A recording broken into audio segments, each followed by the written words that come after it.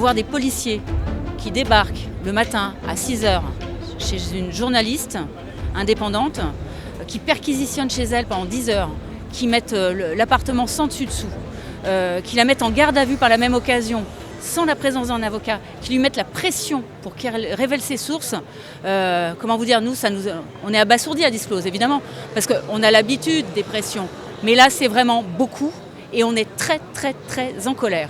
Parce que c'est une atteinte gravissime à la liberté de la presse, à la liberté d'informer. C'est un message à tous les journalistes français, à savoir n'enquêtez pas sur les secrets d'État, n'enquêtez pas sur les ventes d'armes décidées au plus haut niveau de l'État français, même si c'est antidémocratique et ce n'est pas normal. N'enquêtez pas parce que sinon vous allez vous retrouver au même endroit qu'Ariane Lavrieux, en prison, au commissariat central de Marseille, en cellule.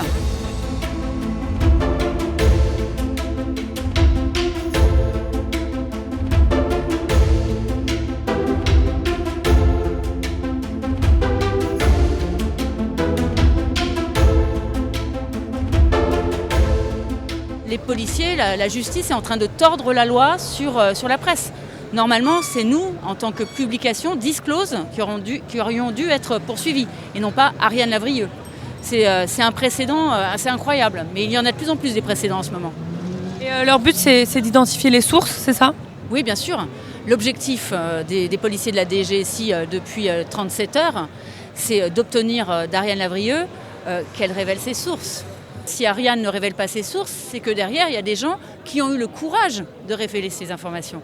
Et notamment de diffuser un certain nombre de documents que vous avez vus aujourd'hui. Et ces gens-là sont en danger. Et puis normalement, il y a une loi pour les protéger. Bien sûr, il y a une loi pour les protéger. Mais là, aujourd'hui, la loi, on a l'impression qu'elle n'existe même plus. Libérez Ariane! Libérez Ariane! Libérez Ariane! Souvent, les journalistes qui mènent les enquêtes les plus compliquées, ce sont des journalistes indépendants aujourd'hui. Donc qui ont peu de moyens, qui n'ont pas les moyens nécessairement de se payer des avocats, n'en plus finir.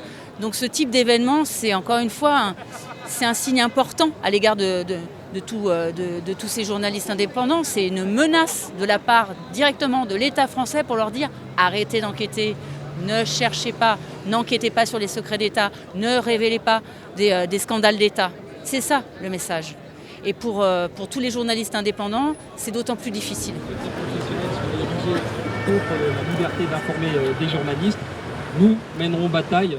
Est-ce que c'est un combat que pour les journalistes qui se jouent aujourd'hui ? Non, c'est un combat pour tout le monde, c'est un combat pour tous les citoyens, c'est un combat pour la démocratie, c'est un combat pour l'état de droit. Vous savez, quand un régime autoritaire se met en place dans un pays, c'est aux journalistes, c'est aux défenseurs du droit qui s'en prend en premier. La liberté de la presse est fondamentale pour une démocratie. Et on voit ce qui se passe en Chine, on voit ce qui se passe en Russie, on voit ce qui se passe dans certains pays d'Amérique du Sud. C'est toujours les journalistes qui sont les premières victimes. Et donc c'est pour ça qu'il faut les défendre, il faut défendre la liberté de la presse. C'est vraiment le socle de la démocratie.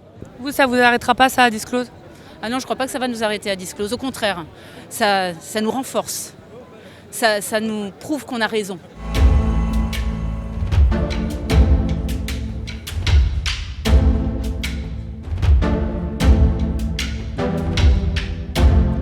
Ce qui m'est arrivé à moi peut vous arriver à vous demain. Alors je vais vous raconter ce qui s'est passé dans ma garde à vue, comment ça a commencé.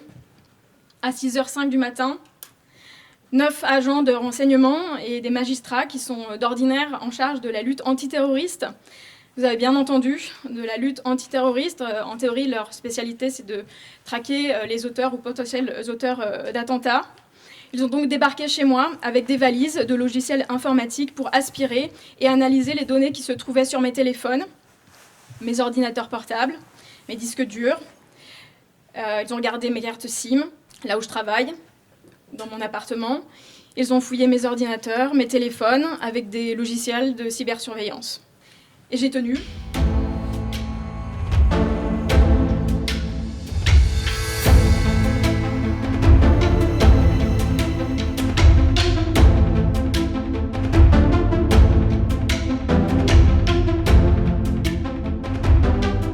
Maintenant, c'est le début d'une longue bataille qui commence. Ce qui s'est passé pendant ces 39 heures, c'est que j'ai été à la fois victime, mais un témoin privilégié d'un détournement de moyens de la lutte antiterroriste en France, un détournement des services de la justice française. D'ordinaire, ils sont là pour traquer des attentats, mais là, pendant des heures, et peut-être même pendant des mois, ils ont été mobilisés. Tout ce monde-là, ces cerveaux brillants, ont été mobilisés pour traquer une journaliste. Ses sources, celles du média indépendant Disclose, avec qui j'ai enquêté sur les dérives de la lutte antiterroriste en Égypte et la complicité de la France dans ces crimes. Il y a donc une petite ironie dans cette affaire, de révéler la responsabilité de la France dans des crimes commis par une des pires dictatures au monde, la dictature du maréchal Abdel Fattah el-Sisi, de révéler que la France a fourni du renseignement militaire, humain, pour aider l'Égypte, son armée, à mener une répression massive, à tuer des civils, de manière arbitraire, à les bombarder sans sommation, en plein désert. Mon arrestation, elle arrive après une série d'attaques contre la presse, une série d'auditions, de convocations, d'intimidations de journalistes ces dernières années qui se multiplient essentiellement sur la présidence d'Emmanuel Macron. Rien qu'à Disclose, on a 3 de nos journalistes qui ont été auditionnés déjà dans des affaires, sur des articles qui traitent des ventes d'armes de la France. Mais donc là, on a franchi un nouveau cap. Et ce qui se joue là, c'est pas juste une petite histoire personnelle d'une journaliste qui a été un peu malmenée, mais là, c'est notre droit à nous, citoyens, citoyennes, de savoir ce que font les gouvernements en notre nom.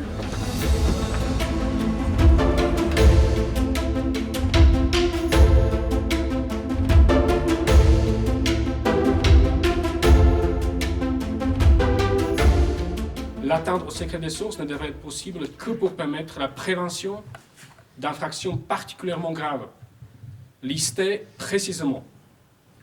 La violation abusive du secret des sources devrait être sanctionnée. Un délit spécifique devrait être inscrit dans la loi. Par ailleurs, les lois sur le secret défense devraient être révisées pour prévoir que ne peuvent être sanctionnés de la violation d'un secret que ceux qui y sont tenus, militaires, agents du renseignement, etc., et en aucun cas ceux qui le relèvent au public dans le cadre de leur mission d'information du public. Les délits de recel, comme celui de compromission du secret de la défense nationale, devraient être abrogés pour les journalistes dans l'exercice de leurs activités. Mais il y a une épée de Damoclès qui plane là au-dessus de ma tête. Alors peut-être que la DGSI espérait m'intimider, me décourager, à travers moi Disclose et tous les journalistes d'investigation, tous les journalistes sérieux et sérieuses qui interrogent le pouvoir, mais c'est complètement raté. Je ressors de cette garde à vue encore plus combative que jamais. Cette garde à vue, pour moi, elle a montré qu'on dérange et qu'on est nécessaire.